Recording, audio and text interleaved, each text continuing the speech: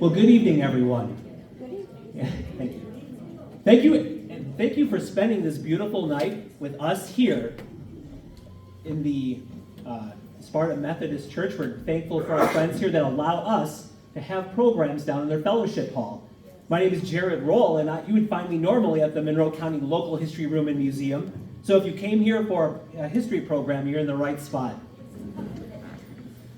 Well, this year is a very important year.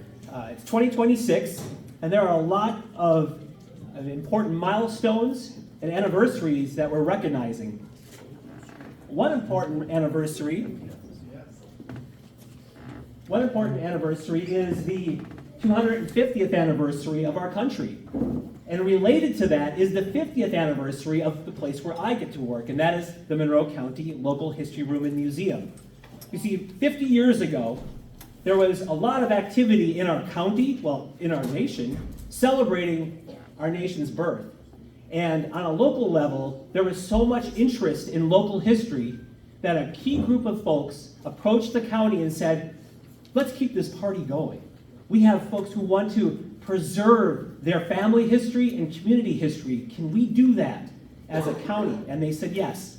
And so in 1976, Monroe County provided us a place.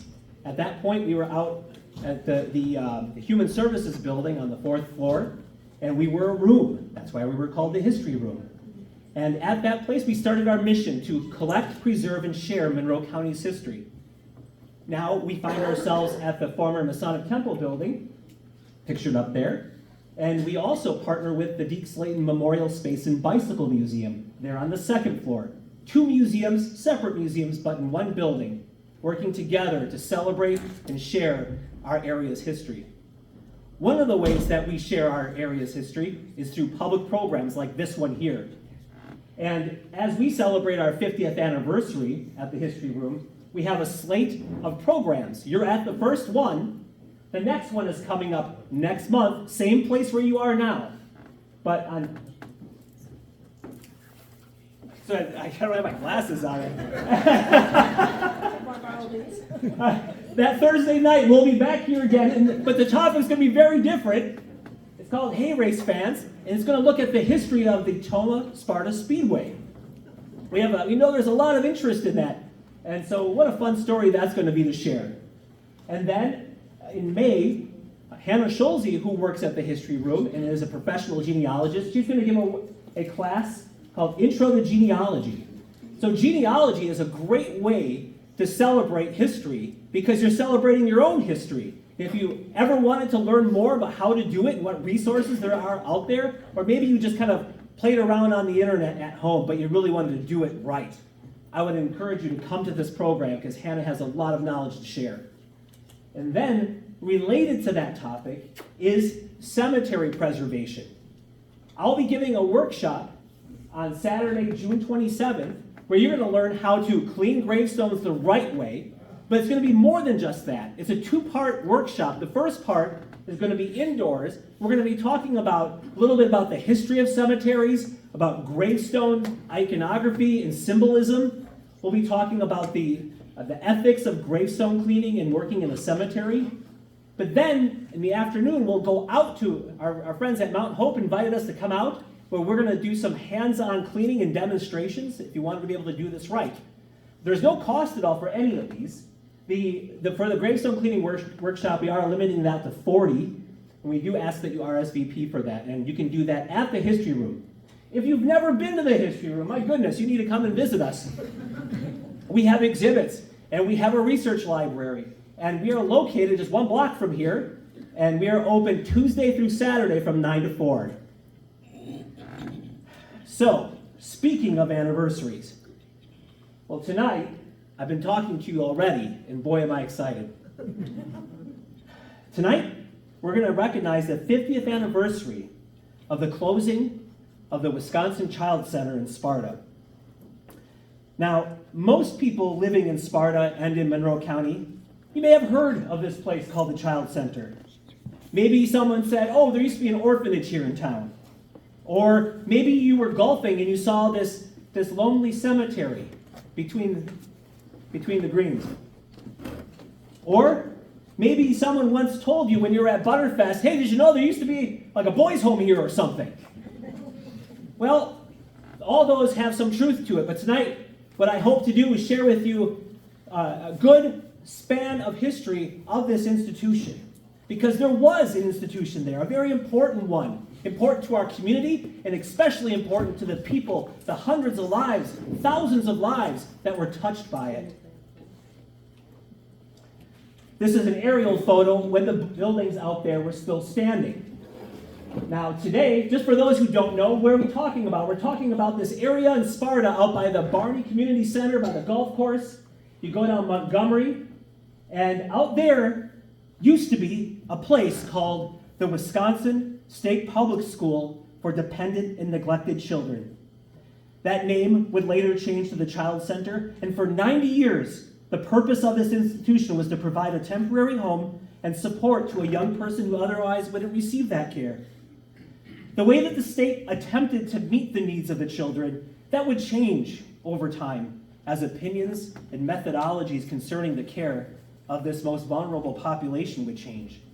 So a history like this, quite honestly, it's difficult to share because the place that it was when it closed in 1976, it was very different than it was when it opened 90 years before.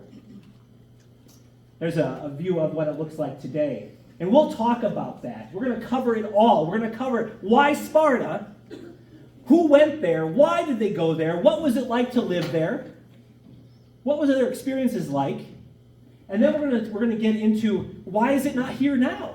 What changed? And all along the way, I'm going to be sharing lots of photographs because more than anything, this is a story about people. And that's what history is. And that's why I personally love history, because it's about people. And just like how people are very complicated. You don't believe people are complicated? When was the last time we had a family reunion? People are complicated, and so is history. And so I'm going to do my best to try to be try to cover it all as best as I can.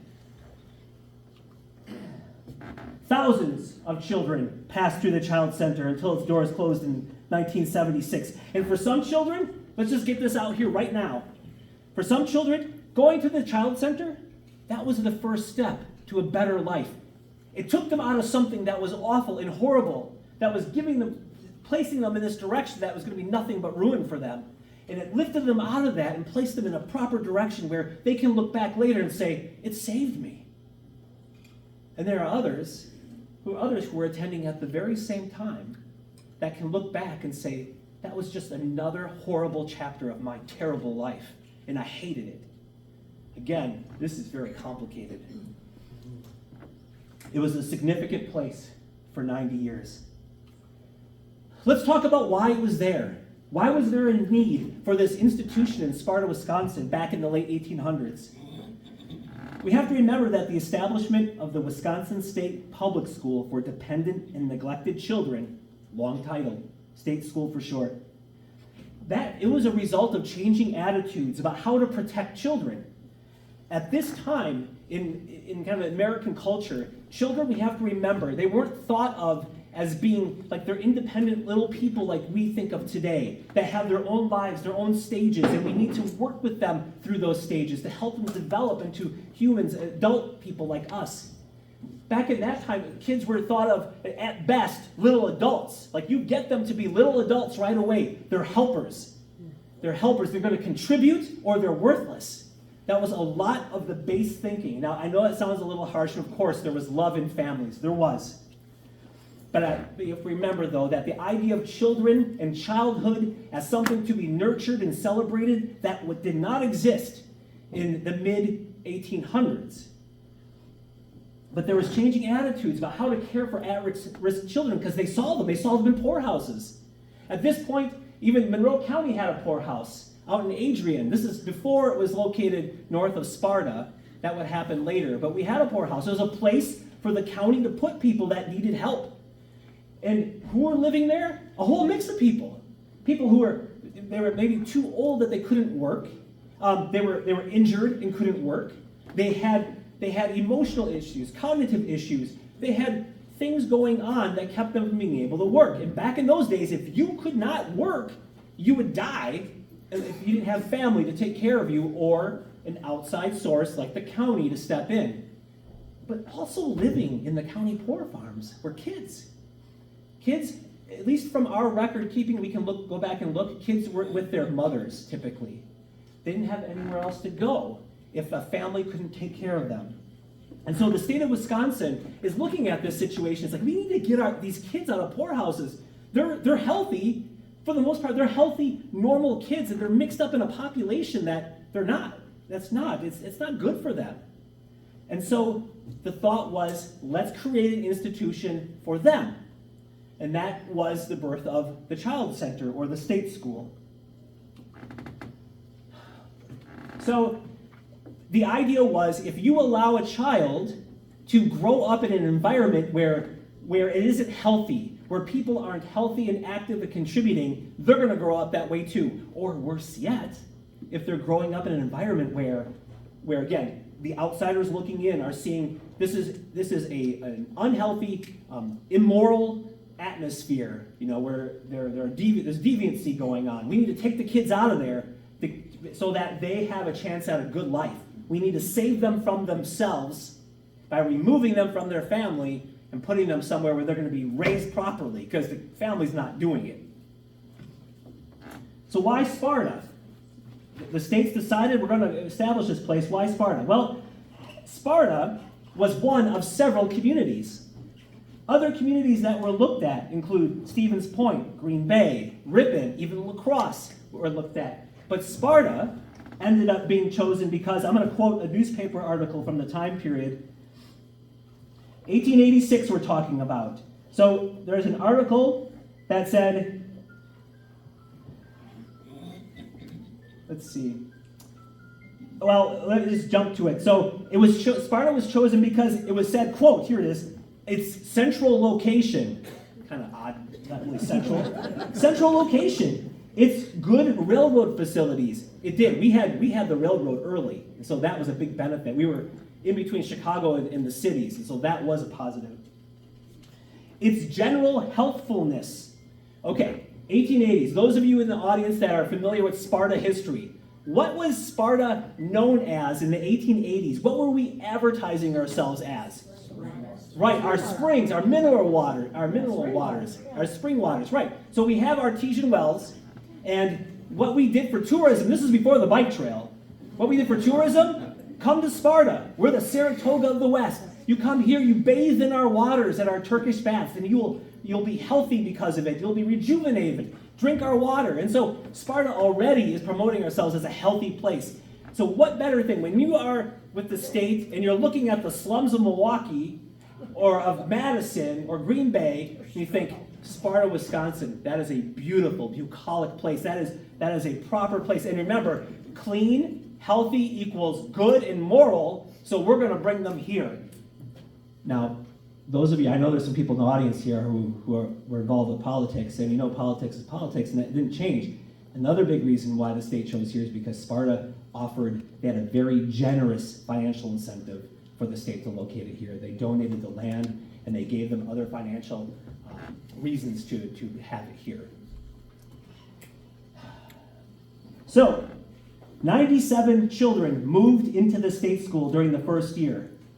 The first two actually came from Sparta. And by 1889, a Sparta Herald newspaper article reported that the school was overflowing with over 270 kids.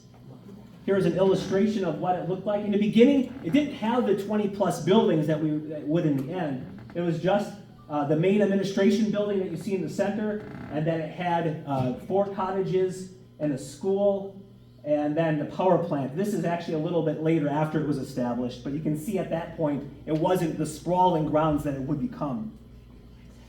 One thing that's important for us to remember is that some people will call it the orphanage. It was never called the orphanage. It was never intended to be an orphanage, meaning it was never meant to be a permanent home for young people at risk.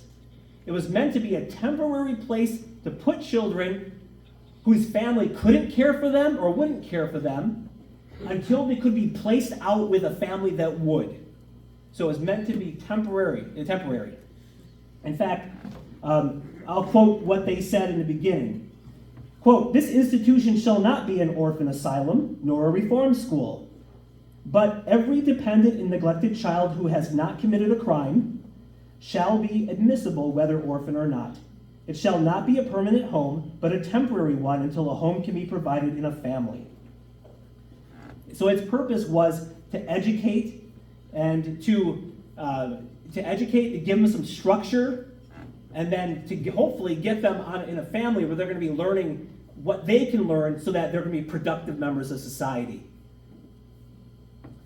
So, who were these kids that were coming to the state school? Excuse me. Any child under 16 years of age, as long as they were a legal resident of Wisconsin, and who was found by the county or juvenile court to be dependent or neglected, they may come to the state school. The child's parent can also voluntarily relinquish all parental rights. You have to remember that. When a child went to the state school, they were a ward of the state. The state was their parent now. The parents had no legal authority over them anymore. And for many, this was the last that they saw their parent or parents is when they arrived. The state becomes the guardian of the neglected, abandoned, and dependent children and takes them as wards under its control with the end in view of giving them a fair opportunity of becoming useful citizens. This was a quote from a newspaper at the time. Notice the language that we'll hear in this stage has nothing to do with nurturing like their heart or caring for them or about like how they're doing. It's always going to be about how can we make them useful. In the earliest years, both boys and girls ages 3 to 14 and of, quote, suitable condition of body and mind to receive instructions, end quote, were brought in from around the state. In 1901, the age limit was widened to accept infants. The children lived at the state school until they could be placed with a family or return to their own in some circumstances. Those who could not find a home would stay at the state school. After 1911, state legislation changed the mission of the state school, expanding it to fulfill 3 functions. First, the school served as a clearinghouse for children who were dependent or neglected, where efforts would be made to find a foster home for them. Second, this was something that would change, is that children who were crippled, and I'm going to be using their terminology, okay? Just if it sounds like, whoa, why do you use that word? I'm going to be using the terminology of the time. Crippled children under the age of 21 were temporarily housed. What would happen is that you could bring a crippled child here because, again, it's about a parent who can't care for them. Back in those days, it wasn't like in-house care. It was very difficult. So if your child was born in such a way that they couldn't get around, one thing you could do is you could bring them to the state school. The state school would send them to Madison to get a surgery to hopefully rehabilitate them, and then maybe they can go back home if they can be taken care of back at home again. The other thing, too, the insane, feeble-minded, and epileptic children who have been abandoned or neglected were also omitted.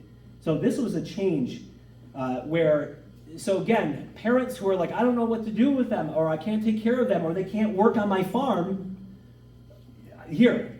And then so they would come to the state school, and they would live there and get food, get clothing, get a place to sleep. And then when if they aged out, then they would go to the poor farm or the almshouse in the county if they couldn't go back home. Sometimes they could. Sometimes the parents were like, we can do this. We can take care of them. So let's talk a little bit about the situation at home that would lead to a child to be placed at the state school. Now, according to the 1906 superintendent's report, quote, many of these children come from homes where they are with parents that are careless or have shiftless habits, if not criminal, and it has been a wonderful change to them to step from a neglected condition and place them where cleanliness and godliness prevail. What I'm going to do is I'm going to read a few of these case studies that were published in 1923. So the state began to look at the system, and we'll talk more about the system, because remember, the system is can't take care of your kid, or if the county or the judges to say you can't take care of your kid, we're going to take them away, they're coming here, and then we're going to find a place where they will take care of your kid. And we'll talk about the system. It wasn't quite foster care. It was called Indenture. But before we get there, let's talk about what brought the kids here. So this is from a 1923 report of case studies. Ella was 8, Horace 11, Ruth 12, when they were sent to the state public school. Their mother had died, and their father was unable to provide for them. A maternal uncle probably could have cared for the children had he been consulted, but he knew nothing of their commitment until after it had taken place. Ella was indentured within a month of her commitment, and less than 6 months later was legally adopted by her foster parents. And what's heartbreaking about a situation like that is once kids were indentured, which is going to be living with another family in exchange for room and board, the parents could not communicate with their child once they were there. There was no communication allowed. You couldn't disrupt that system. So here was an uncle where I could have taken care of him, and now it's done. So there, the mother had died. Father isn't in the picture. Another one, the father of the family had died. He had been intemperate, meaning he drank, and was adjudged insane. He left his widow with 5 children for whom she was unable to provide. She was assisted by the county to the extent of $15 a month, but this was not sufficient, and the children were sent to the state school. So there, again, this is the most common reason why they came there is because you have a single parent.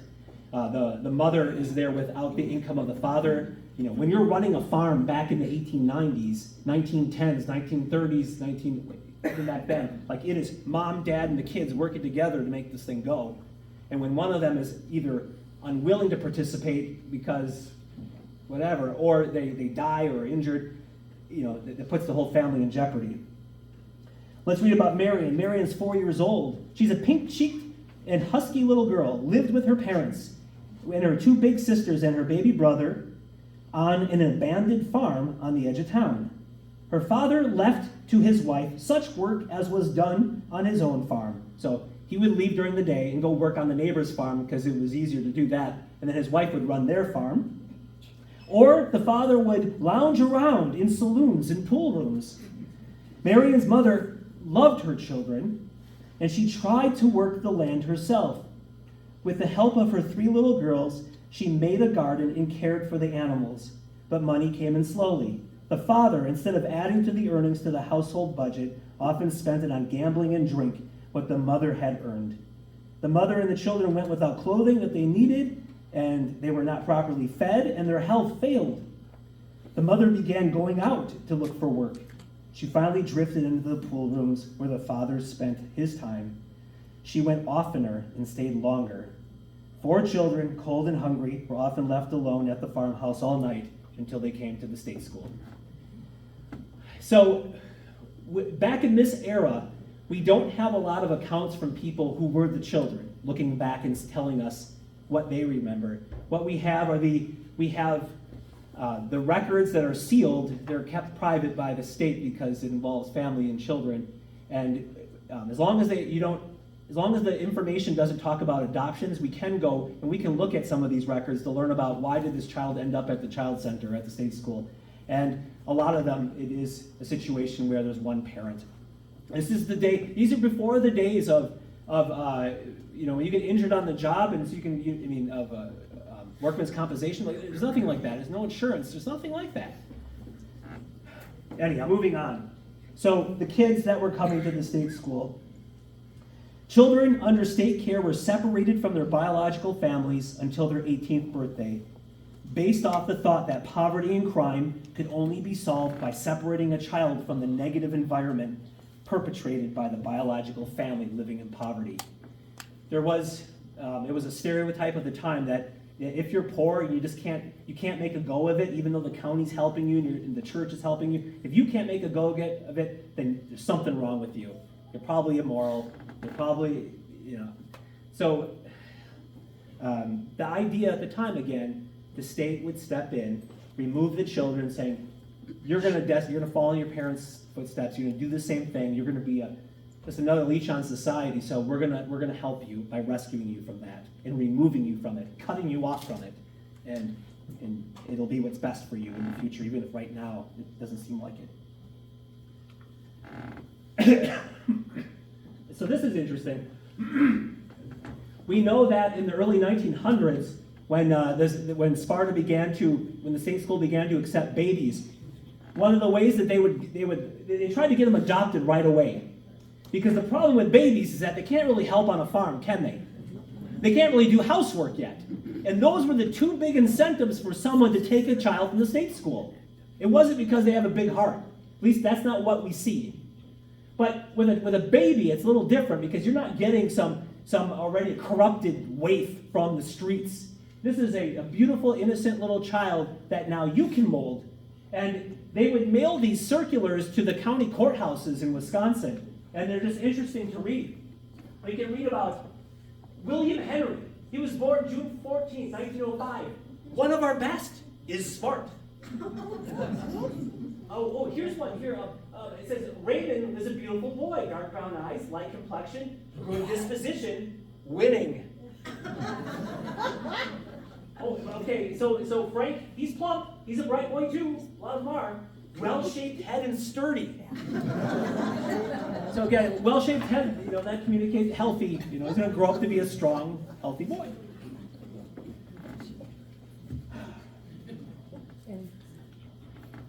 So, one other thing I'm going to share with you is that where are they coming from? So here we are, we're in Sparta, Wisconsin, and I said this is a state institution. It's not county, it's state. That means children are coming from everywhere. And we do have some, let's see, yeah, here we go. What we have is we do have some statistics that would show us where they're coming from. Now, this is the 1920 biennial report. So every 2 years they would submit a report. And what do we see? Monroe County, 2 children in 1919 and 5 in 1920 came to the state school from Monroe County. Okay, the rest of the counties are contributing the rest. Monroe County represents 4%. Milwaukee had its own state school at the time, and that's why their numbers aren't so big. Now, they do get overflow here. Now, one other thing I'll show you is that where are the kids going once they arrive? Because the goal is to place them with a farm family. And primarily, what's the county where most of them are going? They're going to Monroe County. So there are many children who came from other counties to here and then ended up in Monroe County, living with farm families. Some of them ultimately were adopted. Others, once they turned 18, their contract, I didn't use that word, the contract ended and they can go their separate ways. Some remained part of a family. Others wanted nothing to do with them for how they were treated. So now you haven't heard me use the term orphan a lot. That's because there weren't many orphans. There were some, and one is too many. But I want to clear up a misconception that this was an orphanage of children who didn't have any parentage at all. And that's not true. In 1905, 5% were orphans, meaning neither parent was living. The majority of them had one parent alive and in the picture. But still, 43% had one parent living. But desertion by father was the most common factor for a child coming to the state school by nearly half. So half of the kids that were coming to the state school, the reason why, it's just a checked box. Desertion by father. We don't know the full story. We just know a box that was checked, and we can tally it up. So this is also before the era of what's called mother's pensions. We'll talk about that shortly. Poor parents rarely saw their children again due to something called indenturing, which was the goal of going to the state school. Because parents could not get out of poverty, or because this is the other problem that happened. When you are a mother who loses her husband because she's abandoned or he dies, what are you going to do to survive? You get remarried. Husbands, similar situation. Your wife dies, you get remarried. Well, all too often, it's unfortunate, what we read is that the new spouse doesn't want anything to do with the children from the previous marriage. And so they're often the ones that come to the state school then. And then they start a new family together. How often did it happen? We don't know. But it happened enough that we read about it in the case studies and the stories that were told later. So, I know that's difficult to read, but I will read some of it for you. This is a very important point to this story. It's called Indenture. The goal of the state school was to find the child a better home. Okay. The state school officials were authorized to place these children with families that agreed to provide education in the public schools and teach the children a, quote, useful occupation. And in return, the children would be placed with a family. So the children would be placed with a family, and they would be expected to assist the family with farm chores and housework. During the early years, this indenture contract was the main method of placement, except for those children who were outright adopted, which didn't happen very often with children who were older. Indentured children lived with their parents, and the parents would assume full financial responsibility for the care of that child until they turned 18. Now, a little later on, what would happen is that the rules would change, and once they were 16 to 18, then they would also expect a wage of some sort. But the bottom line is that they were expected to live with this family, and in exchange they would work. I'm just going to read what this contract says. So this contract that you see up there is for a little girl named Myrtle, and Myrtle, she's signing in a contract with someone with last name Miller who lives in Alma Center. And what the contract is actually, it's not with Myrtle at all. It's between the state school and this Mr. Miller. But what the state school is saying is that you can have Myrtle, you have to keep her until she's 18, and it says you have to maintain her, educate her, and treat her properly and kindly as a member of your own family. And in turn, the head of house will provide the child with suitable and sufficient clothing and with suitable food and other necessities in health and in sickness. And he will teach her or him the occupation of, in this case, Myrtle was going to be taught housekeeping. So, Myrtle is going to live with them. She has no say in the matter. And now she's going to be with them, and her job is she's going to learn housekeeping. In 1923, there was this big, it was a very in-depth study looking at the indenture system, which had been in place for decades. And what they found is what you'd expect. That children, in a system where children are expected to earn their keep, there were instances of the child being exploited and not being provided meager education and training. That was stipulated in the contract. And this is to say nothing about the lack of emotional care. And these heart-wrenching case studies that they write about in 1923 just talk about how the kid arrives, the kid sleeps in this, either in an outbuilding or in this back room. They're not allowed to eat dinner with the family, and they're just expected to work all the time. And you may say, well, how did the state school ever find out that they were being mistreated? Well, what would happen is that, and this was a broken part of the system, which will come back around again and again. The state school had employees whose job it was to travel the entire state. Think about how they're traveling back in 1910, or 1890, 1900, 1910, 1920. This is pre-automobile. They're traveling around the state, checking on these hundreds of kids placed at various places, just checking to see how they're doing. Are they going to school like they're supposed to? Are they getting fed? And the other thing that's heartbreaking, that in some of these circumstances, they learn later that because of course, the child center employee would have to write ahead of time, or later when there were telephones, call and say, I will be coming on this day. Well, the family knew that. The family would hide the kid, so the kid can't say how they're being mistreated. That did happen. Now, Jarrod, the historian, doesn't want to exaggerate the past. I don't want to blow this out of proportion, but it happened enough that the state said this has to stop. So it must have been pretty pervasive. Now, there are circumstances that we read about where it worked out like it was supposed to, where the child did come to the home, and the child is like, wow, I'm getting food here, I'm being fed, and they actually are talking to me, and they're not beating me, and I'm going to school, and all of a sudden, like, their lives change. And that did happen too.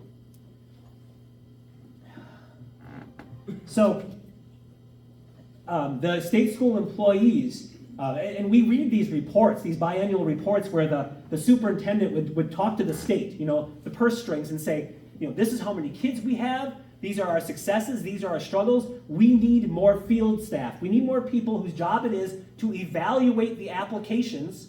Well, we should talk about that, the applications. So again, all of 3 employees had to cover the entire state, not only to sift through the many applications to make sure that they were going to place some kid with a obviously terrible person, terrible family, but then they also had to follow up.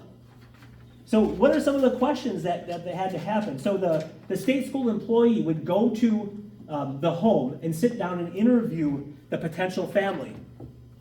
And the kinds of questions that they would ask them, there would be questions about what is your reputation around town? Does the husband drink? Does he go to church? Is he angry? And so on. They would ask all these questions, and they'd ask it about the mother. And they would ask neighbors. They would try to do their best. But again, put this in perspective. We're talking about 200 to 300 kids that they're trying to place, not only to sift through applications and then follow up with them long distance at a time in which travel is so slow. No wonder why so many kids were falling through the cracks.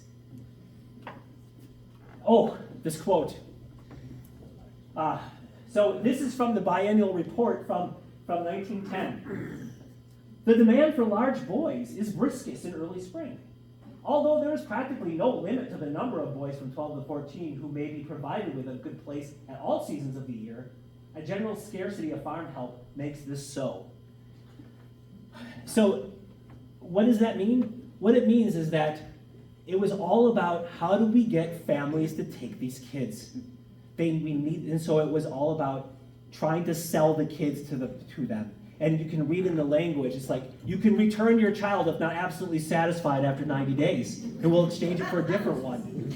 And it sounds awful, but yet at the same time, that was how it was worded, that's how it was. A child was a form of labor, and if they couldn't do that, then what good are they? They come back to the state school, replace them with another one. And so we begin to see this uptick of kids. They would track this carefully. How many different placements have we tried with this child? 2, 3, 4, 5. Like, they just keep coming back because it's not working out. And it's never about, is it working for you, child? Child, tell me, how are they treated? And they would ask if they were given the opportunity. I don't know. I hope that there were more than what there seems to be, more positive ones than what there seems to be. But it was enough that they had to come and clean up this system. Okay, and cleanup, it did start to happen. There was a turning point. This is the progressive era now in our nation, where people begin to take a more critical look at how we're treating our vulnerable populations. This is happening in poorhouses and insane asylums, at orphanages and state schools, where people are looking at it and say, how are we treating these people? How is this reflecting upon our own morality, how we're treating them? And so at the state school here in Sparta, some big changes began to happen. You begin to see the cottages beginning to get updated. This guy's name was C.E. Lehman, and he became superintendent. And he came in, and he had a different philosophy. He's like, we need to make sure that we make priority one, that we keep in touch with these families. We need to change the indenture system. This is not right. And so he was able to get 10 more people hired almost instantly to help with that effort. And that began to change things. So the change of how children were treated is indicative of a larger cultural change that was occurring. It's kind of funny to think about this. So my other interest as a historian is in kids' toys, the history of toys in childhood. And like, how many kids' toys exist in the 1700s, the 1800s? Very few. You start to see some in the late 1800s, turn of the century, and then you get an explosion. Well, why is that? Because childhood became something that we saw as something real and to be celebrated and to be recognized. And so kids actually can be kids. They're not just little adults that need to be trained to become adults. They're children. And now we begin to see them that way in the system. So what was life like at the school? So the child was placed, until they were placed with a family, again, that was the goal, they would experience family and community life in something called a cottage setting. Children lived in cottages. They were large houses like this. They were like house dorms, and they were placed with children of similar age, gender, and needs. This is reason why I'm stressing this. It's called the cottage system. And this was a new idea that that they adopted. It wasn't one big institution like a jail. They were several homes. And inside it would be like a house. You would have a house mother, and there would be chores, there would be meals together. Children would eat together and they would socialize, and they might even help with serving meals, doing laundry, washing dishes, sweeping floors. It was very regimented.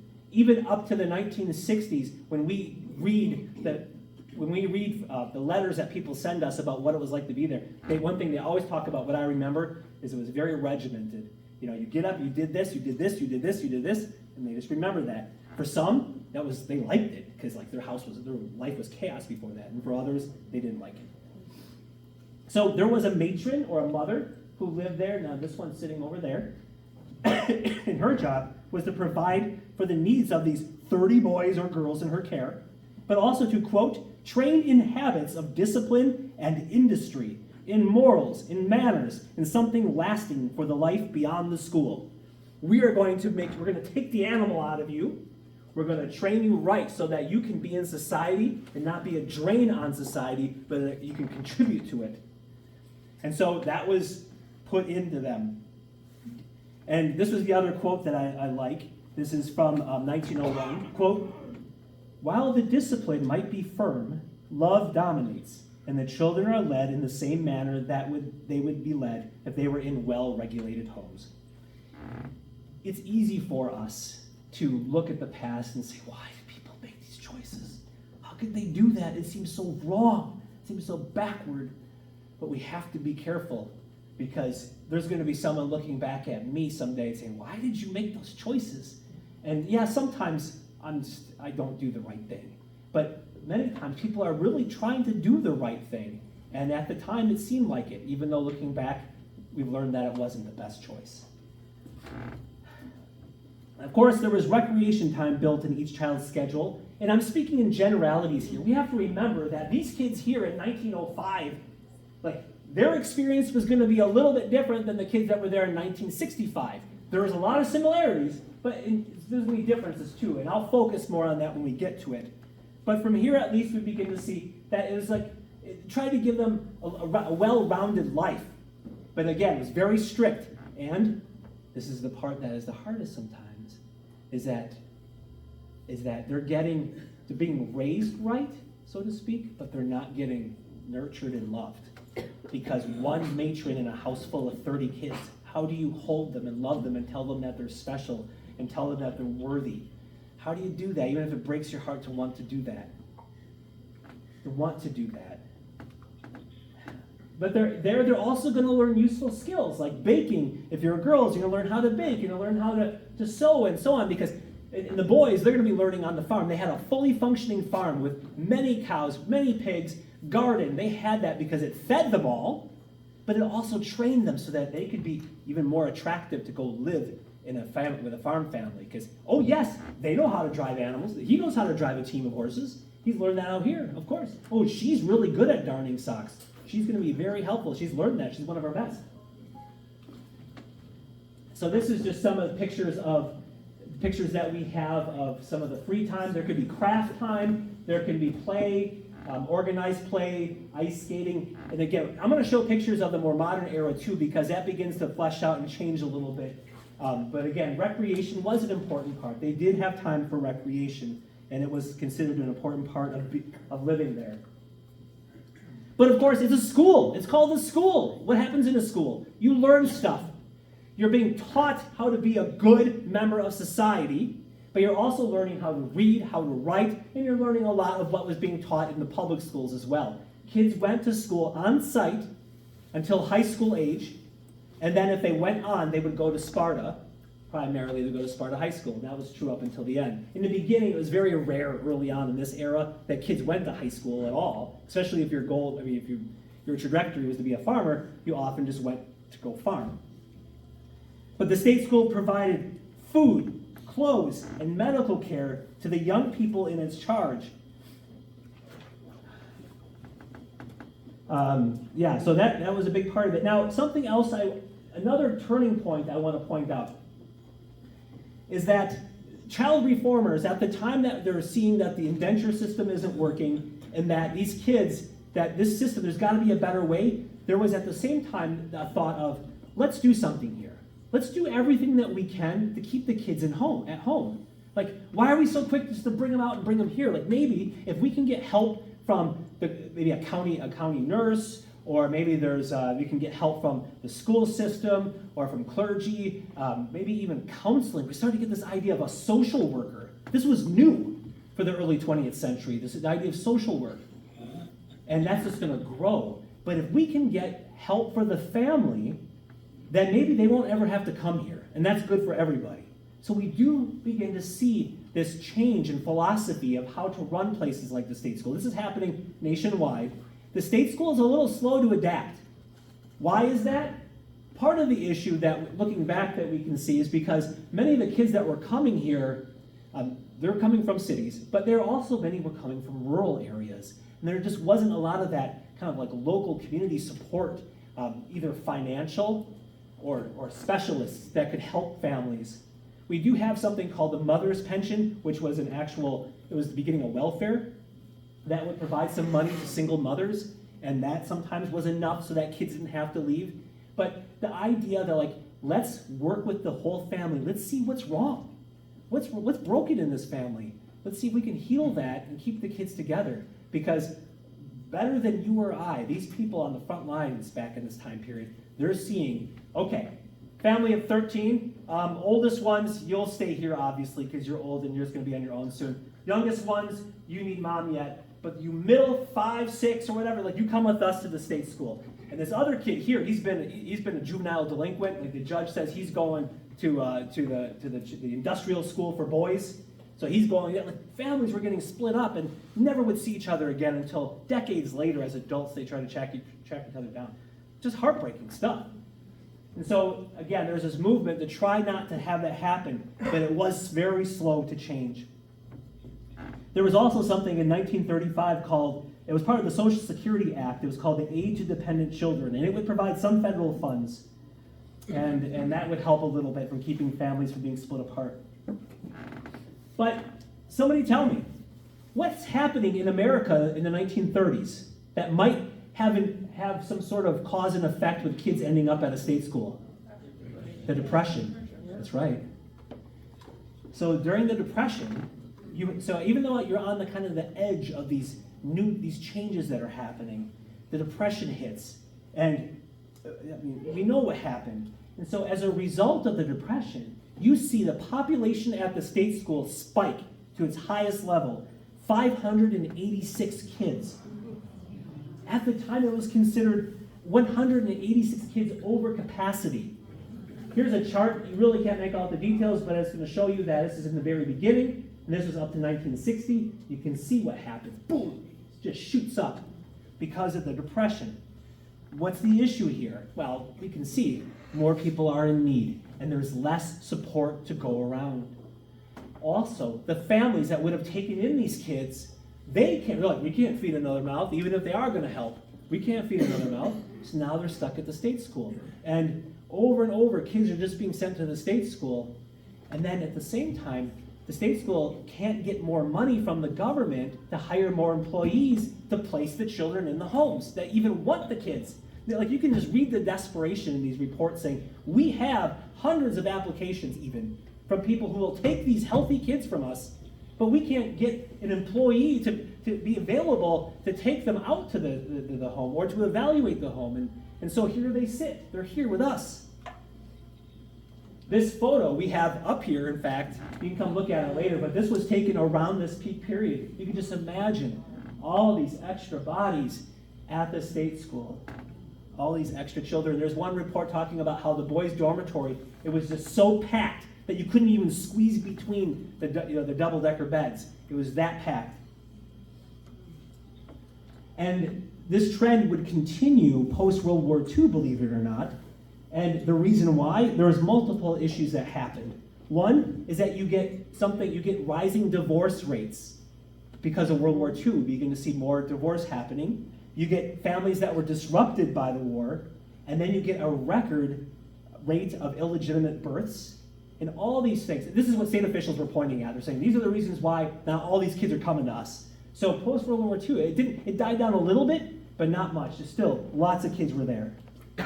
Rural areas still didn't have adequate social services, the place to help with families. And here's the other thing, the other rub, again, politics once again. You have counties whose budgets are stretched. They're like, okay, we can use our county funds to help out locally, or we can send them to the state school and the state funds will take care of them. I mean, again, it sounds kind of like they were devious in planning that, but true, like if the state's gonna cover the cost of taking care of this kid and you don't have to and you have limited budget, sometimes that's the choice you made. And apparently that's what happened because that's what the superintendents of the state school were pointing at, saying something's wrong here. Interesting. The overcrowding that was happening, like people were writing letters to the editor. Again, this is a state institution. It's not just Monroe County, but all over the state, people are writing letters to the editor. They're writing the government, and they're saying, this is wrong. Something has to change. These children are not being taken care of in the state. And I'm going to quote this. I really like this quote. He says, the writer says, until something is done, Wisconsin will have failed as a stepmother just as surely as the woman it brings into its county courts and charges with failure as a mother. Basically saying, how dare you say, mother, you can't take care of your kids. We're going to take care of your kid, and then we're going to not take care of them.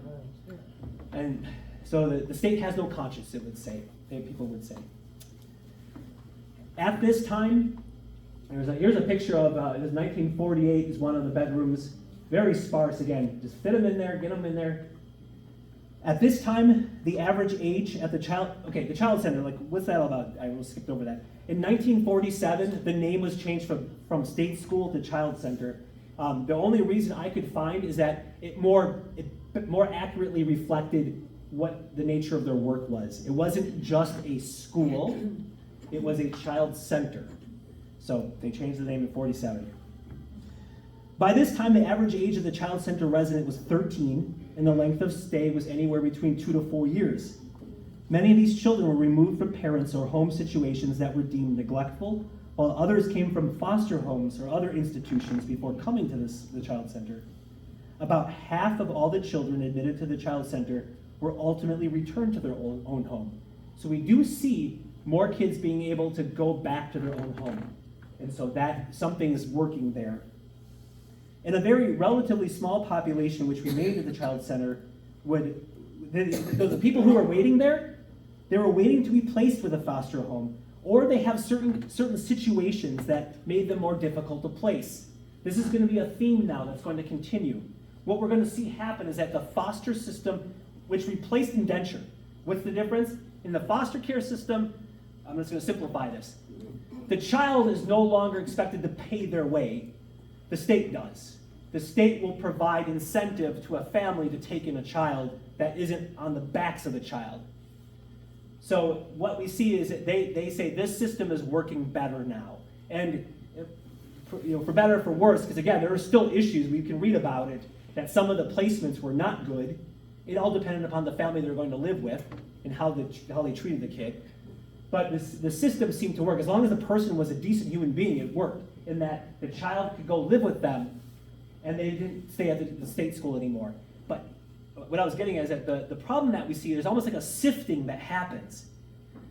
In the population that we see at the child center as time goes on, 40s, 50s, 60s, there's going to be a mixed population of people there. Some that for whatever reason, it wasn't working out for them to be placed in foster homes. It was something about that family, something about them. They'd end up back at the state school.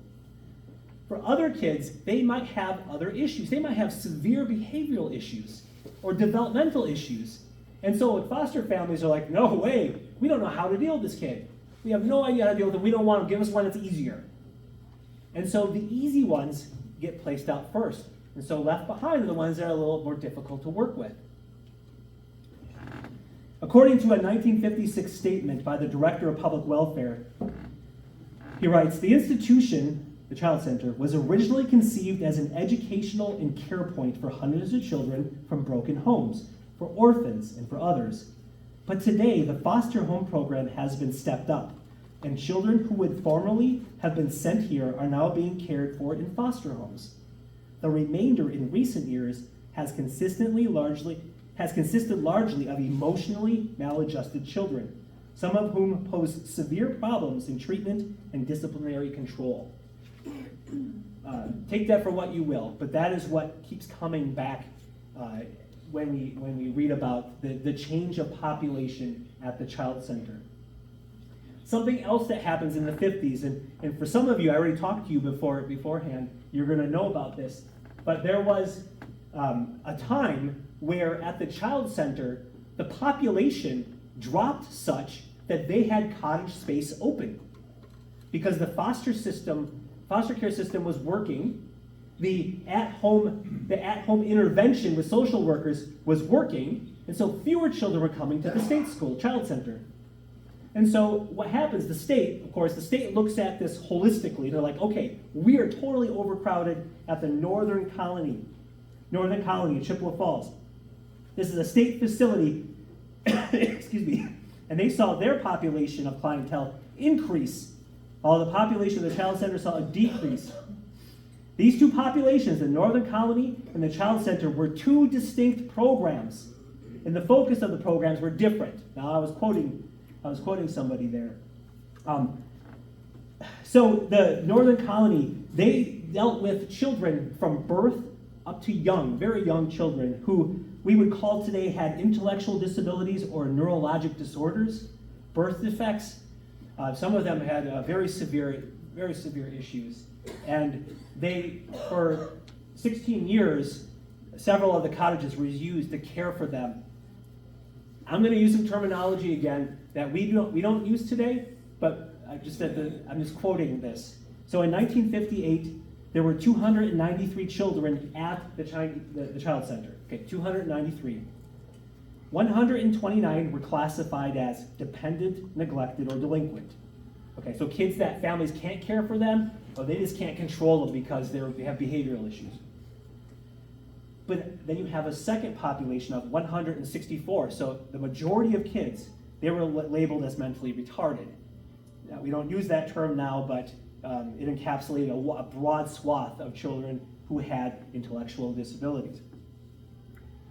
So the staff, the maintenance staff, the facility staff, the food service, like they took care of everybody. They took care of it all.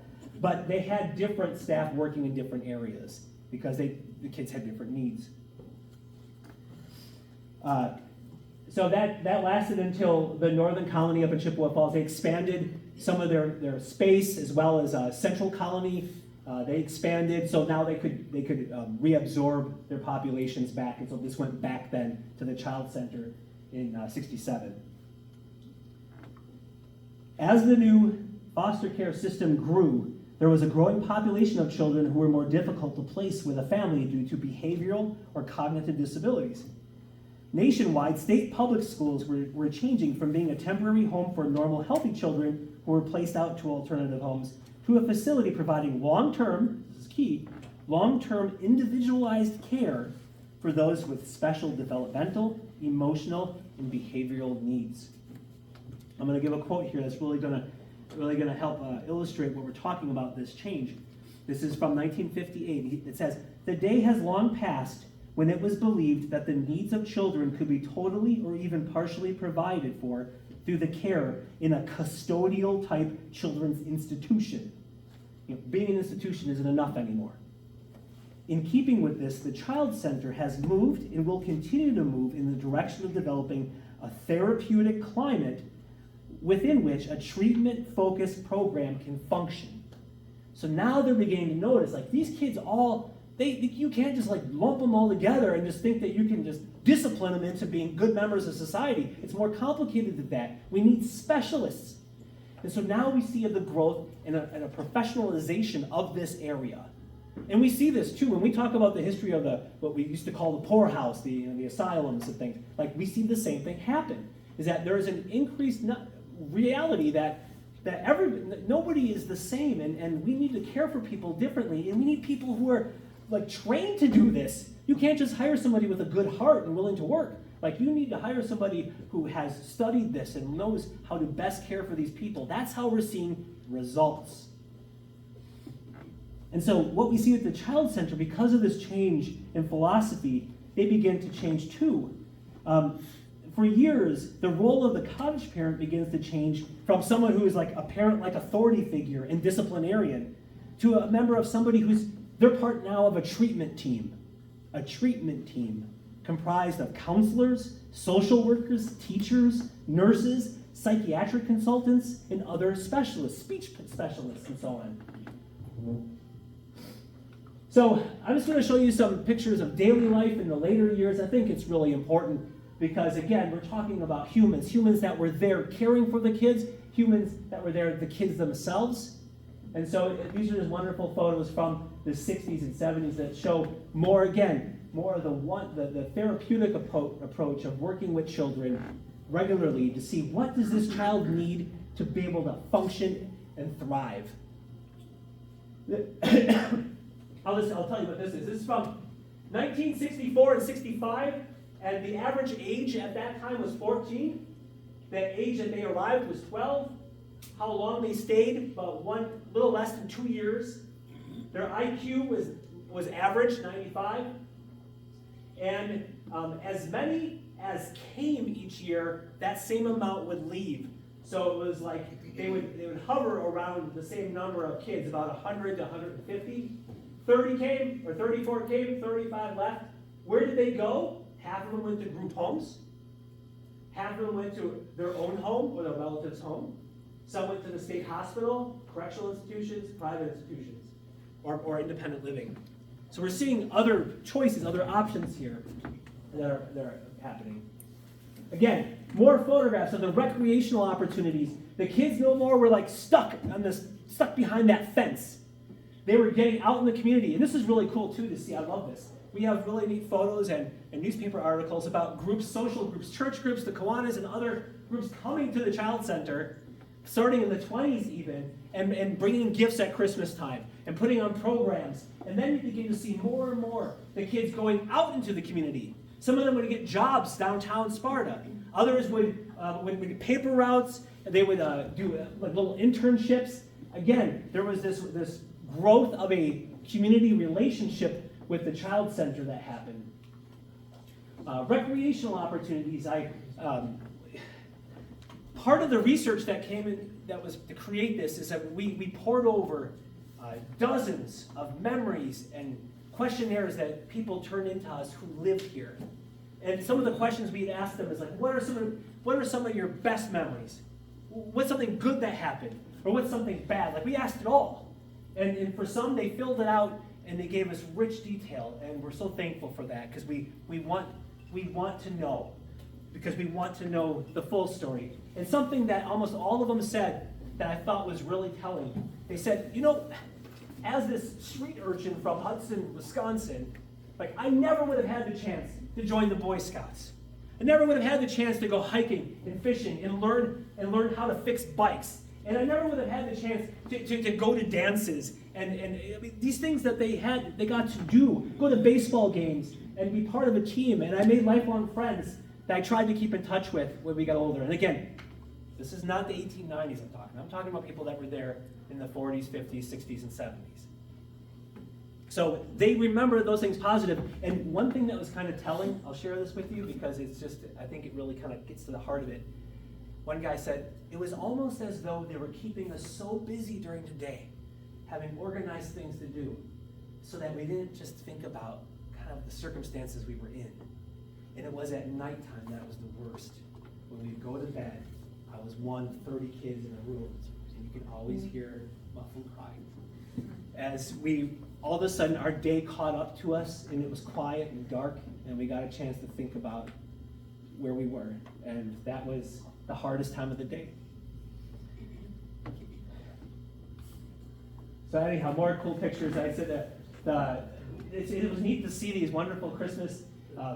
Kids would get, so the local clubs and organizations, actually statewide, they would do this. They would say, here's some money. Our group wants to support the kids. And Camp McCoy had an excellent relationship with the Child Center. And I think that was really big for the boys. I mean, it must have been really important to them. that these soldiers, these big, strong soldiers, would come and let them hang out with them, let them put their hands on the guns and to check out the vehicles, and then they would go out to Camp McCoy and check things out. And it's telling, too, like so many of the kids that we heard from, many of the boys ended up going to the service. Many of the girls ended up going into nursing care of some sort or something. And again, I'm generalizing what I remembered. I don't know how accurate it is, but that stuck with me. There's the fence that was around there. That fence in 1969, that had been around the Wisconsin Child Center for quite some time. In 1899, actually, it showed up there. But it was returned to Madison. It was around the Capitol to begin with, but then it came out here and it was returned to Madison. Does anybody know where it is now? Governor's Mansion. At the Governor's Mansion, right. You can go, if you drive by the Governor's Mansion, you'll see it. It's there. But, next chapter. By the mid-20th century, as early as the 1950s, some state officials began to suggest that the child center in Sparta should be closed. With a declining population of dependent and neglected children who are finding homes in foster care, the state was eyeing up alternative uses for the institution's buildings and grounds. So in the beginning, in the 50s, when they would submit these proposals, they weren't saying shut it down entirely. They're saying, well, maybe we could do something else with it. Maybe we could, because we're not using it as effectively as we once did. The population's going down. The trend seems to be foster care or group communal living in more of a residential setting, not this. So what can we do with this site? But those advocating for the closure of the institution. So the other thing, what happened though, it didn't take long. By the 60s, we start to see other reasons for shutting, not just changing the use of the site and finding other ways the state could use it, but shutting it down completely. Why? Why would they shut it down completely? It seemed to be, it's been there for so long. Well, that's part of the problem. Let's talk about that. Why are they saying we should shut this down? It was like for several years in a row in the 60s, there was this constant back and forth of the state should shut it down. City of Sparta and other governmental officials would say, no, you can't do that. And the crux of the argument was that, okay, Sparta is not centrally located. And the kids that are coming there are coming from the more metropolitan areas. I mean, you can look at the statistics, half of them are coming from Milwaukee, they're coming from southeast Wisconsin, and they're coming all the way now to Sparta. It's like, that just seems like not the best area to have this now. The other thing about our geographic location is that, again, remember that the staff that's out there, more and more, we're trying to attract and retain professionally trained staff who are very much specialists in their area. And it was difficult to do that because not as many people would want to move to Sparta, Wisconsin versus a metropolitan area. So that's strike number 2. Strike number 3 is that these are very old buildings. And much like other old buildings that are government owned, you look at them and you can band-aid them for so long. And eventually it's like, in order for us to truly use these buildings in the future, we have to invest a lot of money into this. Are we willing to do that? On top of that, you have studies going on that look at the future of child care of this population that are saying the trend is not this. The trend is going the way we have been. So why would we invest in this? So at the time, Patrick Lucy, he was our governor, and this is early 70s. He was, quote, determined that a number of persons and institutions be reduced and efforts made to set up community-based programs to replace institutional care. He was determined to continue on that trajectory. In other words, the state's vision for the future did not involve the Wisconsin Child Center in Sparta. Governor Lucy's proposed 1973 and 75 biennial budget called for a closing of the center. I'm going to give a quote. It's another quote from him because you better believe what happened. There was this groundswell of support. You have the chamber, you have the city, you have the county, you have the school district, and obviously you have the people who are working at the Wisconsin Child Center, all with one voice going to Madison, literally going to Madison and saying, you can't do this. This is an important place. We still are getting results. Like, it depends on which argument you're trying. You could try the argument, it's so important to Sparta's economy. Oh, and it was. It had a $1 million payroll. It was $1.5 million when it closed finally. That's a lot. And so that's a big deal. But that argument wouldn't go well. I mean, it got shut down pretty quick. It's like, well, we're talking about saving 3 times that in taxpayer dollars the first year alone. Okay. Well, we could talk about other things. So then they focused their argument on saying, you know what, this system, yes, it costs more, because they broke it down. Like, how much does it cost per kid to put them in a foster home? Well, it costs this much. Well, how much does it cost to have one kid at the child center? Because at the time, the staff at the child center was big. It was like 1.5 staff members per kid, because specialized, and that cost money. And so they were looking at like, yes, it does cost more, but what kind of care are they getting here? They're getting excellent care, better care. And the governor at the time was like, federal funds will help pay for the kids in foster care. They're not going to help pay for them being here. And I'm going to quote now from him. He says, it all comes down to an economic move. And either we want substantial property tax relief or we do not.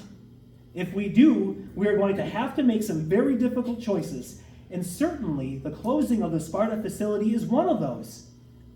And then he goes back and he says, an internal study within the Department of Health and Social Services offered very conclusive arguments in support of the closing.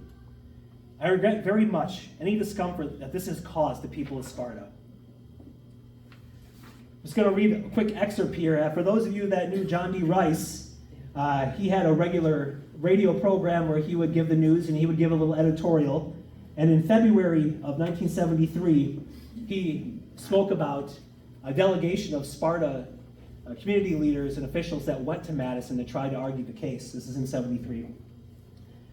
So he wrote, a delegation favoring continued operation of the Wisconsin Child Center in Sparta has an audience scheduled with Governor Pat Lucey in Madison tomorrow. It is being organized by Republican State Senator Raymond Johnson of Eau Claire. Also in it are Republican Assemblyman Bob Quackenbush of Sparta and Democratic Assemblyman Virgil Roberts of Holman. But there is also a private citizen, John D. Rice, of this newsroom, who is identifiable as a Democrat. Staff members and union representatives of Child Center employees who are not identified with either political party, they are also to appear. The stage appears set for a bipartisan effort to rescue the Child Center. All of Sparta was behind it, as you can imagine. Well,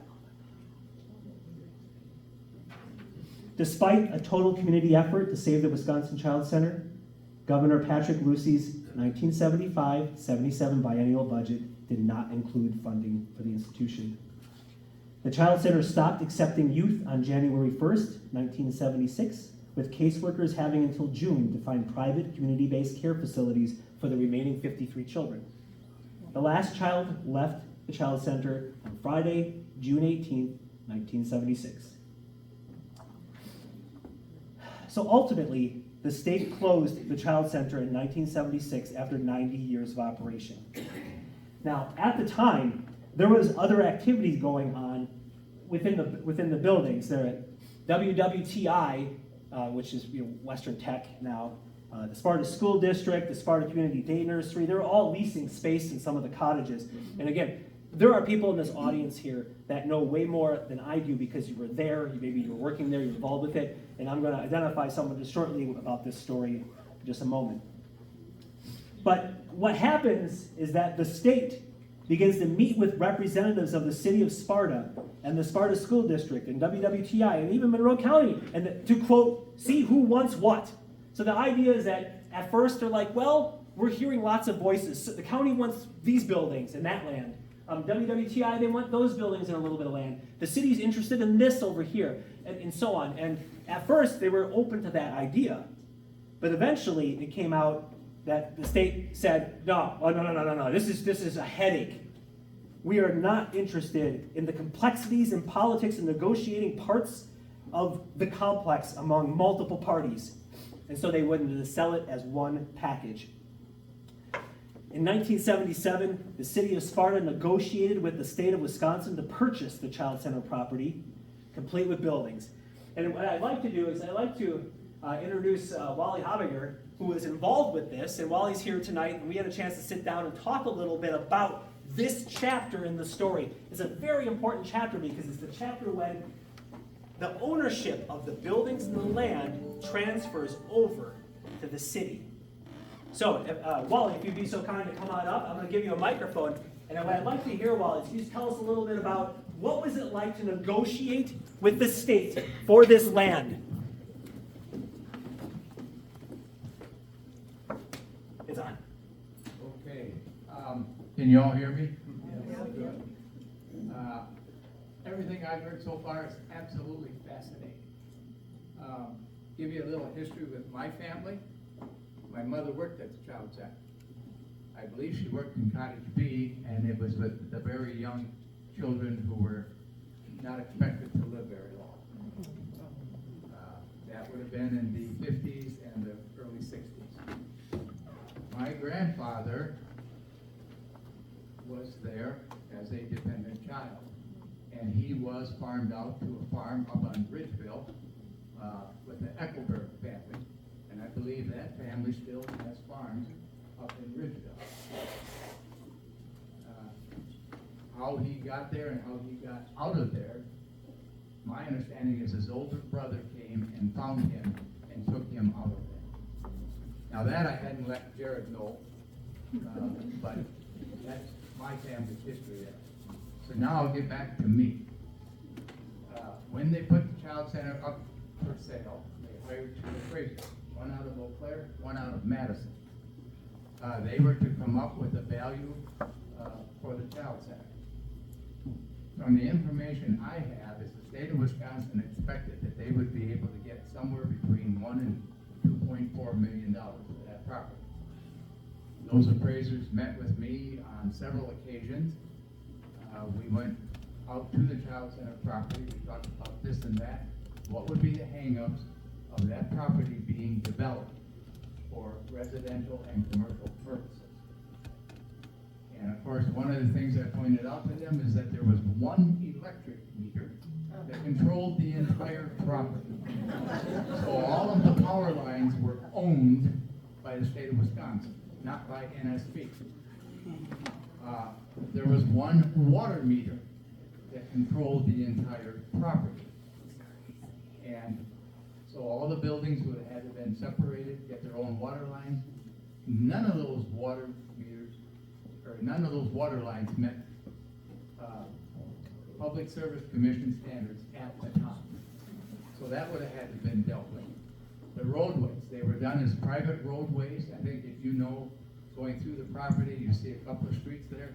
They're very tiny streets. There's no way a city of Sparta street would be allowed at that width. It would be difficult to get fire department, ambulance, things like that. We still have that issue today, even as the property has been sold off. So now, after I talked with the appraisals, apparently both appraisers came in. One appraisal came in at $440,000 for the entire 210 acres. The second appraisal was quite a bit higher. I wasn't able to fully get that individual to agree with what I thought, but that appraisal came in at $880,000. And between the two of them, the average of the two appraisals wound up being $656,000. So that's my initial involvement. After that, nothing. Until the mayor comes in and says, Wally, we're going to Madison. And so he picked me up at City Hall. It was myself, Harold Wilgrubbs, Jim Masters, who is here tonight, and myself. The mayor, of course. Can you use this mic, please? That one's not working well. Is it dying? Oh. Could be me, you know. No. On your way to Madison. On your way to Madison. All right, we're on our way to Madison. Oh yeah, this is much better. Start over.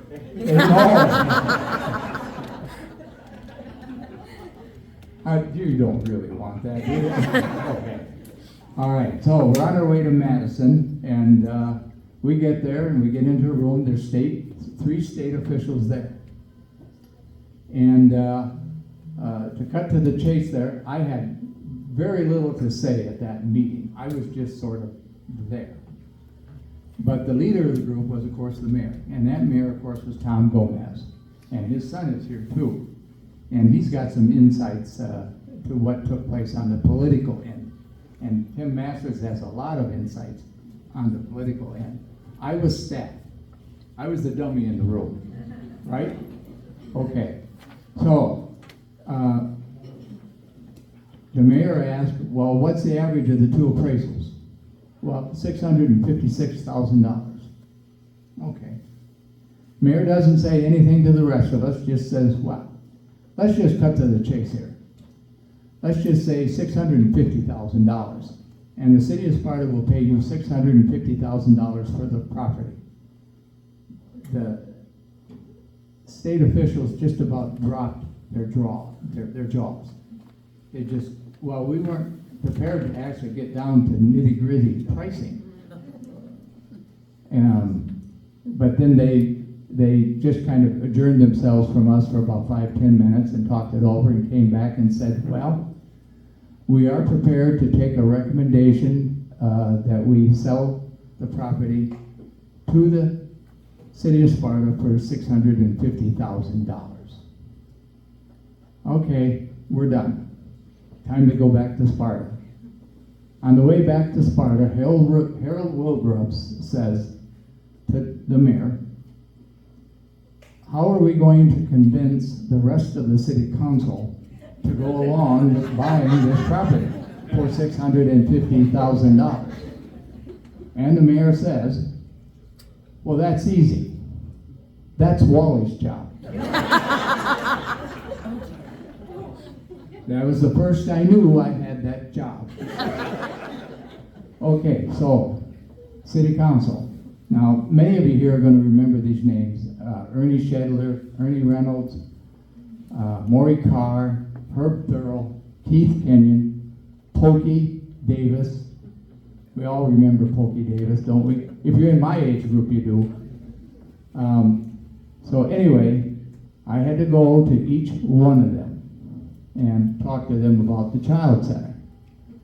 Now, we had a big suspicion that there was going to be two no's on the city council right away. That would be Keith Kenyon and Pokey Davis. Keith, in my mind, was kind of a financial genius. He was very keen on every dime that the city spent. You had to, if you wanted something, you could get it from Keith Kenyon, but boy, did you have to justify it. Pokey Davis's favorite word at the city council meetings was no. So, I met with all the council members, Pokey Davis 2 or 3 times, tried to show Keith Kenyon what kind of splits we could do with the property, and it wound up going to the city council, and it was a 8-0 vote. So, we purchased the property. Well, where are we going to get the $650,000? Okay, we had to borrow it. We borrowed it at an interest rate through bonding of 4.57% interest. Now, general interest rates were more like 6.5% if you were going to say buy a house. But us being a government with tax-exempt bonds, we could get a cheaper rate, and that's how we got the 4.57. However, if you guys remember back at that time, what was about to happen in the next several years, interest rates were going to jump up massively, and all of a sudden, the interest rate on borrowing money for a house was 19%. Now, there was a lady. Okay, the next thing that happened is, of course, there was a problem with the state of Wisconsin actually selling the property to the city because of that cemetery. There was a holdup on the state's end. They couldn't close the deal, but we had borrowed the money, and it was sitting in the bank.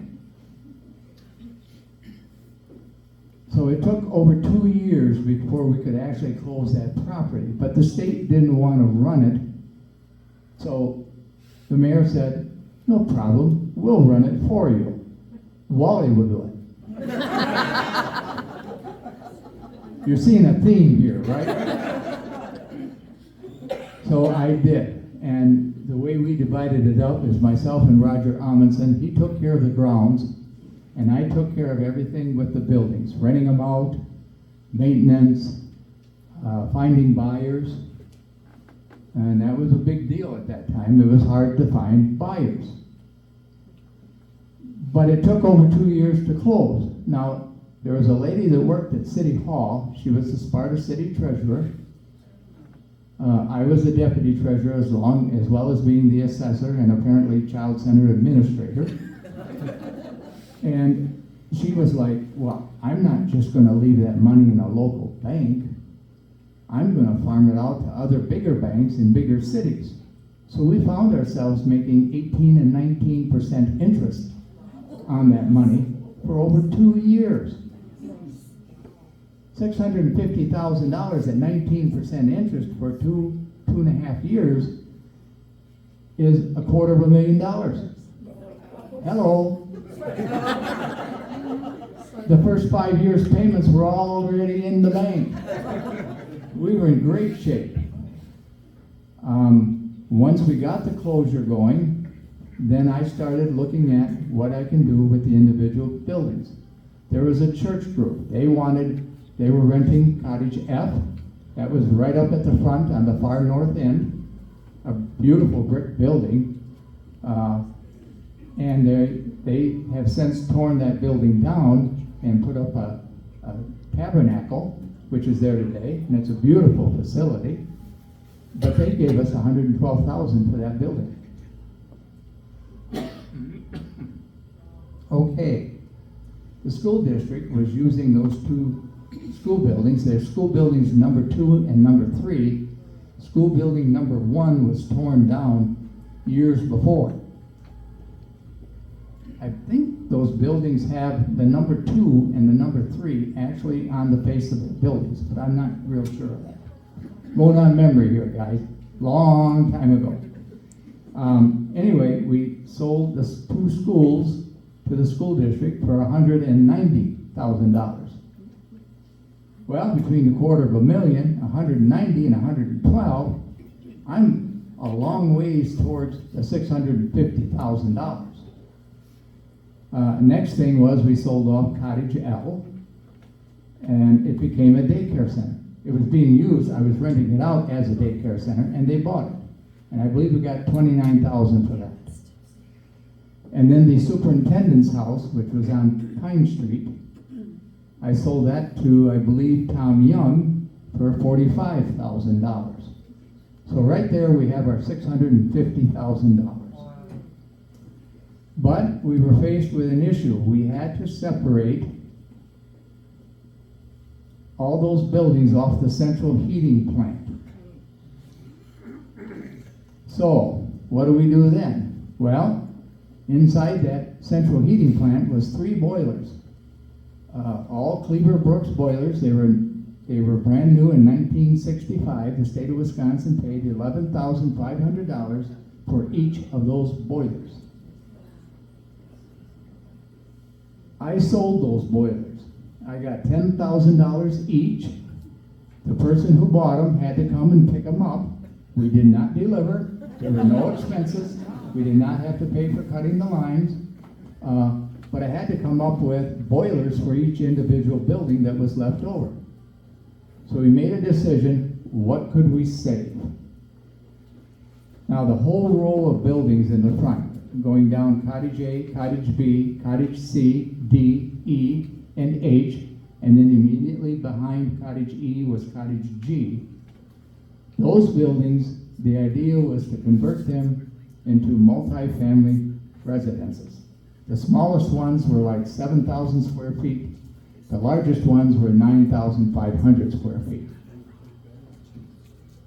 I went to the local lumber yards. George Thompson was one, and Newsom Lumber was the other. So Sparta Lumber and Newsom Lumber. I talked to them about converting the buildings into multifamily. What would it cost the city? What would we be able to sell them for? what it came down to is this. The cost to remodel each of those buildings was between $140,000 and $160,000. The best we could get is either a fourplex or a fiveplex out of each building. If we just sold land and built the fourplexes, the cost of that was $120,000. So it quickly became apparent that it wasn't going to be feasible to remodel those buildings. Now we started out, we wanted to keep those buildings. We wanted to maintain as much of that physical plant that was there. I don't know if I was a real historical buff. I don't really think I was. But we felt that there was something there and it should be saved. But you're faced with having to spend taxpayer money on something that you're going to lose money doing. I knew I wasn't going to get that past Keith Kenyon. I darn sure wasn't going to get it past Pokey Davis. No chance. So it was pretty much decided that the best thing to do would be to tear the buildings down. Now I did have the $30,000 from the sale of the boilers. We put it out for bids to tear all those buildings down. The lowest bid we got was $29,000. Why did we get such a low bid? Well, the plumbing inside those buildings was solid copper. And even back in the 70s, copper was $3 a pound. So there were thousands of pounds of copper there. A lot of the plumbing fixtures were very modern fixtures. All the toilets could be resold. All the wash basins could be resold. The showers were built in. To get them out would cost more than you'd get, so they weren't saved. All the electrical wire in there, that was all saved. And lo and behold, the Amish community was building in our area. And what did they need? Wooden beams for their barns. So as those buildings got torn down, the crane operator was very careful. All those beams, some of which were 60 and 80 feet long, were saved. They were 12 inches wide by 14 inches deep. And today, those beams are still in barns around Monroe County, and some of them actually went up to, I believe it's Augusta, isn't there? There's an Amish community up that way. But I had nothing to do with that. Mr. Viner, who won the bid, he took care of all that stuff. After that, we sold off Cottage M. We sold off the infirmary building. We got out of that property. The power plant is still used today by the park department. There's a gymnasium out there that the city of Sparta is still using. Never cost us a cent. The back part of that land went to, we got an 18-hole golf course in Sparta, Wisconsin. We only had 9 holes and no place else to put another 9. Guess what? At that time, we dredged Perch Lake. We needed a place to put all the spoil. Turns out all the spoil is wonderful for making the undercoating for greens. So we reused that. We did have a developer, I believe it was Dwayne McLean and Stan Hayes, who wanted to buy some land from us and put in a subdivision. That subdivision is Fairway Estates. If I remember correctly, we sold that land for $45,000. So, if you add it all up, we got the entire $650,000 back, plus, and the taxpayers never paid a dime for that facility. Now, in fact, when we borrowed the money, we borrowed $750,000. And I know John Gomez was just asking me, well, he remembered it as $750, and he thought we paid $650 for the child center. What was that other $100,000? Well, the city needed a brand new grader. So At that time, that grader cost $100,000. And I think that's my story, or my part of it. Thank you. Thank you for taking the time to tell that story.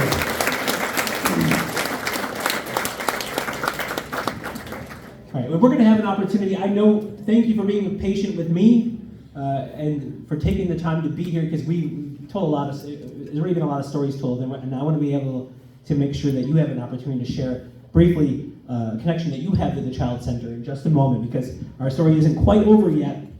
And so let's just talk a little bit more about the legacy. Wally already talked about a bit of the legacy. The legacy is that the city owns this land, and we get the benefit from it in many ways.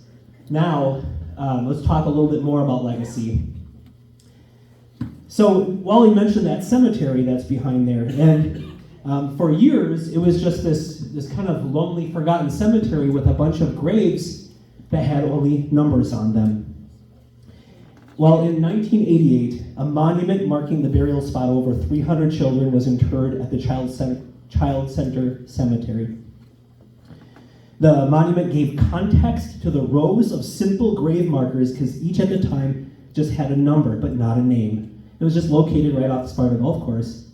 And this was a joint project of the Monroe County Historical Society, who purchased the grave marker, the Sparta Garden Club, who tends the grounds, and the city of Sparta, who owns the land. So what they did is they came in and said, hey, this is what the cemetery is all about. It's hard to tell because there's not a lot of buildings here left, and this is what it is. And let's section it off and treat it with some reverence. But the story doesn't stop there. A decade later, there had been some impromptu reunions of former Child Center residents and staff. And there was a movement that was made to figure out, who are the children behind these numbers? Who are the names to these otherwise anonymous stones? This project was led by June Laxton of Sparta. She was a former counselor at the Child Center. And another gentleman named Milt Varsos of Madison. And he had worked with Laxton when he was the resident psychologist at the center. So just to simplify this, Laxton, she had led a grassroots effort to fundraise the cost to erect a proper monument listing the names of the over 300 children buried there. I'm going to quote her right now from a newspaper article. She says, "Those little children deserve to have a name and not just a number." And Milt Varsos, his part was that he was able to find the names going through government records. He still worked for the government after he left the Child Center, and he was able to come up with those names assigned to each plot. The majority of them were identified. So with those two, they were able to do something now. This is what Milt said. He said, quote, "It seems so cold and unfeeling to walk among the grave sites and just see numbers in the places where children are buried. And we're going to try to change that." So they led this effort to fundraise. Again, it was several thousands of dollars to do this. And what happened is that the idea caught fire. Like nationwide, people heard about this movement to create a monument with names to these children that were there. And on May 1999, over 300 people were reported to attend the dedication ceremony that day. It was frequent, the governor was there and many other people. Some of you in the audience were there, and it was a very special time. And not only did that project generate interest, but actually, before we go any further, I was just curious, Steve Laxton, son, would you like to comment at all about what that project meant to your mom? Yeah, sure. I'm Steve Laxton from Sparta. Yeah, I mean, my mom, I think she just really felt that there was something deeply wrong about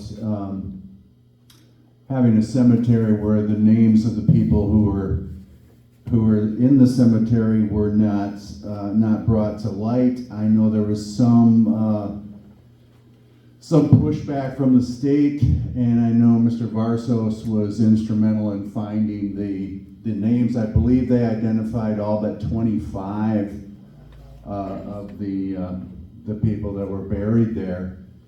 And I think another really nice thing that came out of the publicity that you described is that a lot of the people that worked at the Child Center or that had lived there came back for that event in 1999, and then there was a reunion every year after that went on for another 20 years.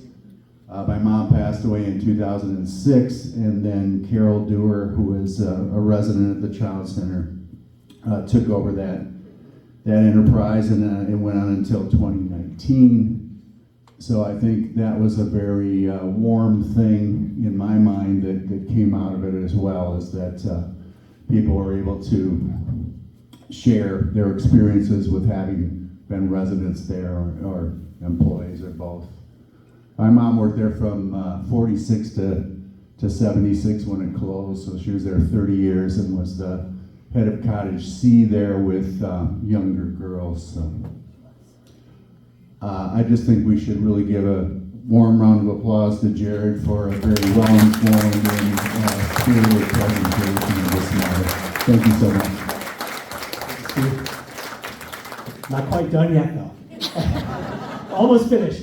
But Steve, thank you. You led right into my next slide, because as a wonderful what happened, because as June was spearheading this project nationwide, people were hearing about it, and they began to write her and to say, you may not remember me, but I was one of your girls, or one of the boys that were there, or they worked with her. And so there's this community of people that are rediscovering each other, have this common tie of being a child center kid, or someone that was out there caring for them. And so they have reunions. They begin to have reunions. That's what this picture is here. And I was so thankful for that. And this is where my story kind of dovetails into it. I've been at the history room for almost 24 years. And so I had the benefit of working with June and with Carol. And it was with working with them that we were able to ask at the reunions, would you please share your story with us? Because one thing that I saw on my end of things was it was so disheartening, because it's about people. It's all about people, and unfortunately, because of privacy laws, which make sense, because of that, we can't connect people to people very well, to their people. And so we have these people that come in here and they'll write us, or they'll come to the history room and say, my mother was there, my father was there, I always wanted to know, he never talked about it, what can you tell me? And we can't tell them anything because those records are sealed. We can direct them to the right state office, the state agency, to start the process. But the other thing, so what can we do? And so we made it a very important point, is that let's try to provide as much information as we can that we can. And so we scoured newspapers, we scoured any records we could find in the censuses, and we began to gather information. And then we began to reach out to people with a personal connection and say, share your story. Because people want to know, what was it like for my dad to grow up there during the Depression? Well, we can't ask him because he's gone, but maybe if we read some of these other stories, you get an idea of what it could have been like. And so we wanted that human side. Milt Varsos also was really just amazing. He gave us a bunch of annual reports. So much of our information comes from that. But again, it's very cold, data-driven information. And we wanted to know about the kid in the bed at nighttime as the lights go out. What's going to happen to you? What happened to you in the end? And thankfully, because of the efforts of Carol and your mom, we were able to gather a lot of those stories, and they willingly shared them with us so that we could have them on file. But I'll tell you one other thing that we need to be careful about, because Jarrod is like, why can't we just get these records and create a database and so that folks can learn about this? In my time working at the history room, I met two brothers. Well, it was one brother who spoke for his other brother. His one brother, he's like, I want people to know. I don't have any issue with people to know that I was at the child center. I'm not ashamed of it. But his own brother, threatened to sue his brother if he ever let anybody know about it.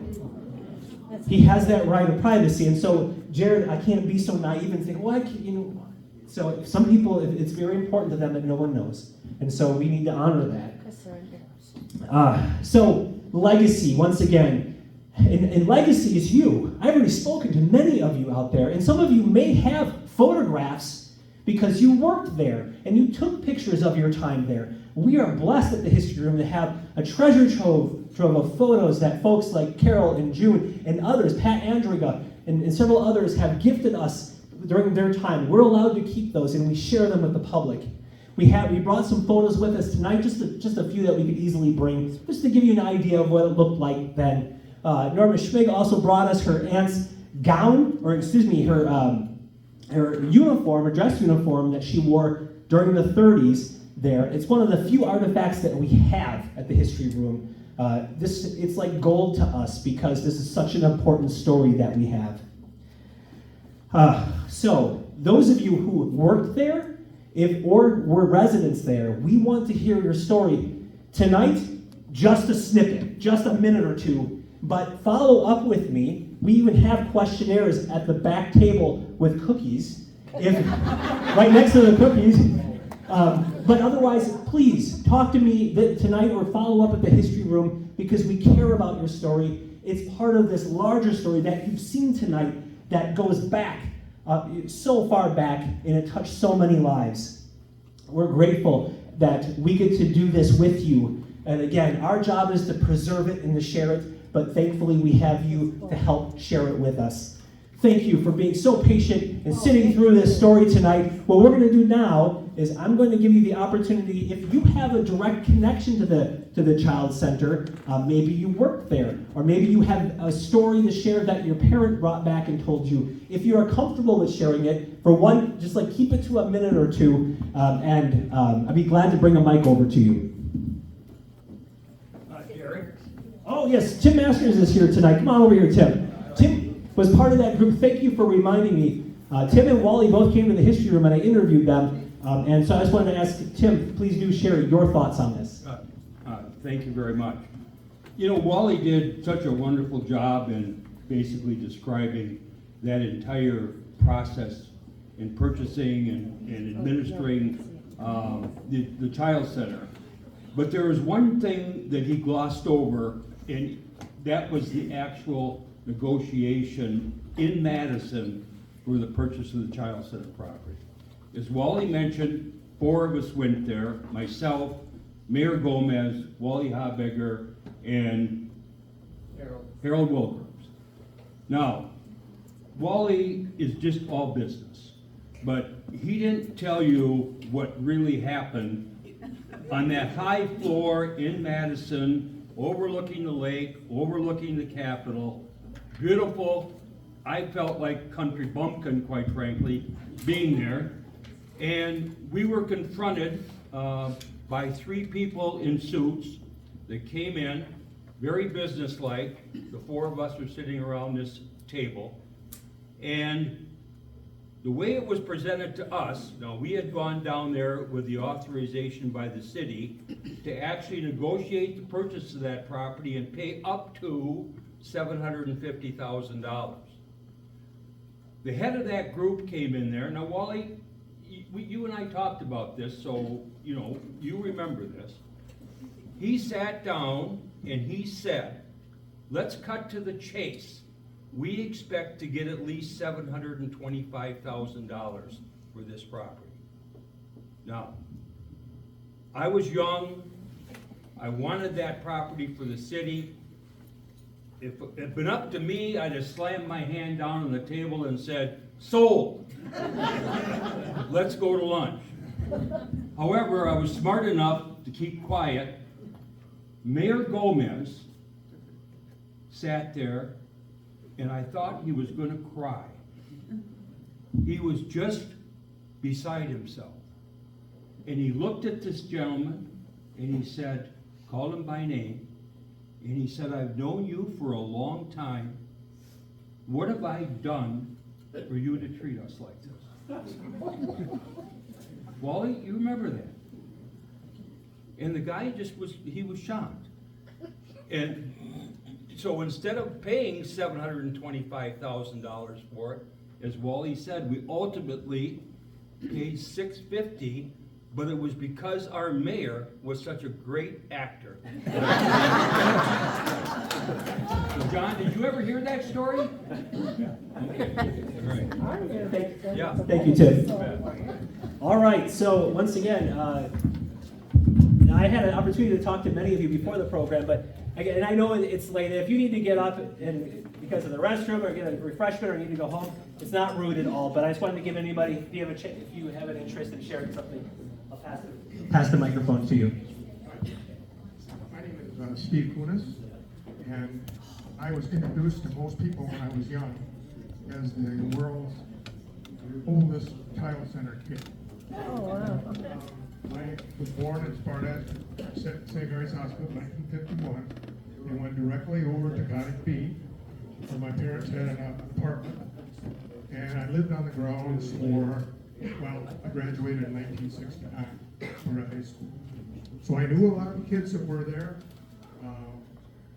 We lived in the apartment for a while, and then after that, we moved out to the farm, which was in back of the Child Center, which is now the golf course. Oh, I think it's probably where the country club is. And I know it's there. There's probably 2 dogs that are buried underneath the practice green. But I made many friends. The kids there that were there were my friends too. I played with them. We tried with them. I worked with them, and had a great upbringing being part of the Child Center. So, if you have any questions about what happened in 1963, I could probably tell you. Thank you. So we need to talk. All right, thank you for sharing that. Seriously though, we do need to talk. Okay. And if you talk right into it like this, it works best.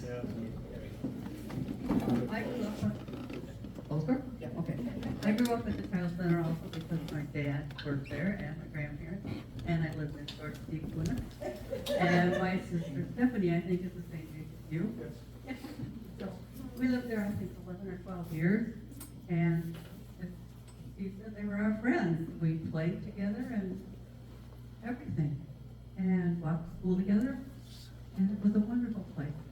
And I'm just sad about it. Thank you. All right.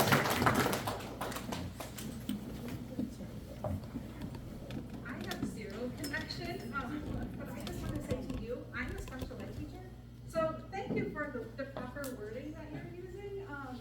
I also wanted just to share, some of you might know this because you're older than me and more knowledgeable than me. But 1970 is when the first special ed law came into, law, as a federal law. What it was called back then, I don't know, I'm not in school anymore.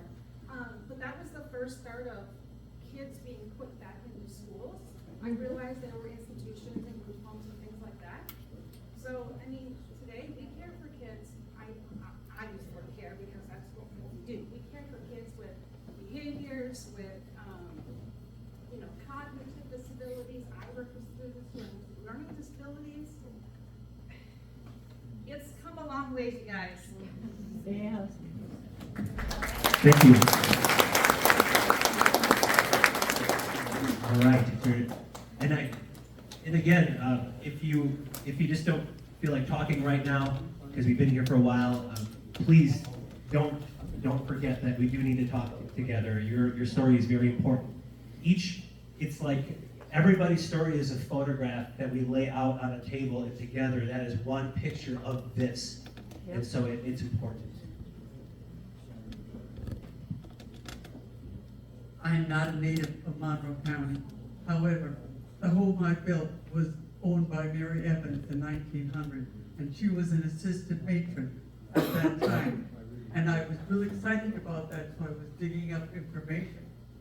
And in the course of it, I went down to the history room in Madison, and I made a copy of this little booklet that was written by a superintendent of this child care center in the 1800s.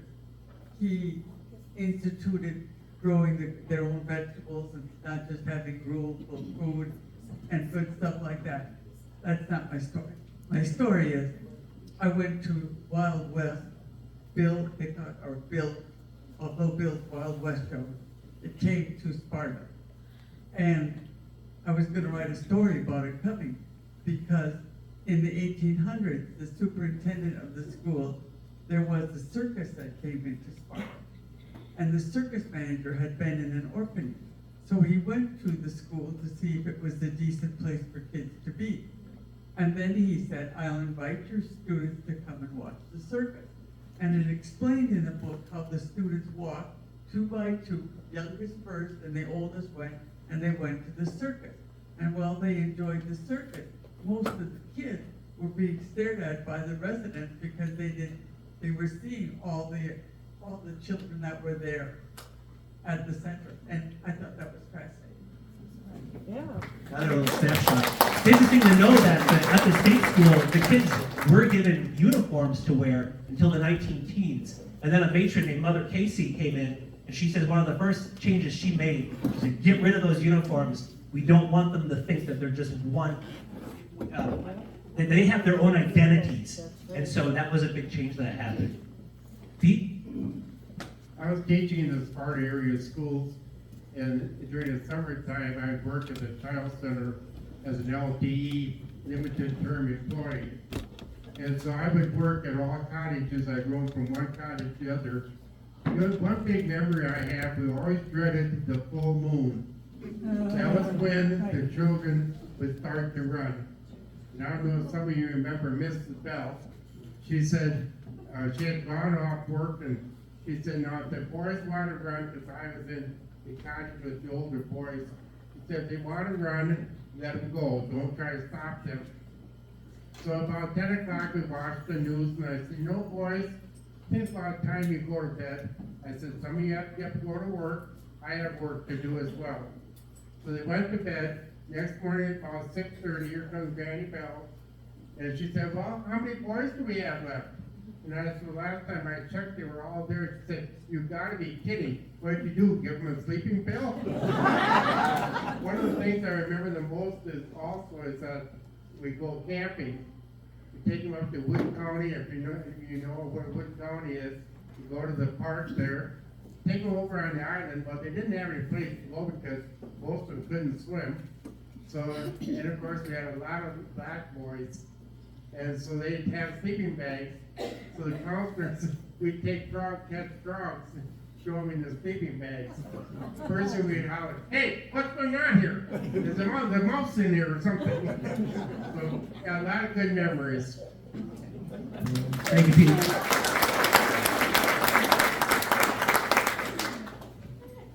I know June Axton, and she was a member of our church, and she was very, very helpful with everything that we had at the church, and I often wondered what happened to her son, and I am so glad that he came tonight. Come over here. All right, how about one more? And again, if you have photos, if you have anything that helps preserve this story, please follow up with me later at another time. You know where to find me at the history room. We're there. Hannah, any last announcements before we let this crowd go? Enjoy refreshments. There's also some giveaways in back. Help yourself. Yeah, being the bicentennial, we have some bicentennial, no, it's the 250th, so we have bicentennial giveaways from 50 years ago. Please take them. We bought them in bulk, and we've got a lot, but if you want to take them as a keepsake, they're back there for you. There's juice and cookies, and there's also some newspaper clippings and binders over there, documenting from the very beginning to the end. And then we have some photos over here. But otherwise, thank you everybody once again for coming on tonight. We'll see you next month, race fans.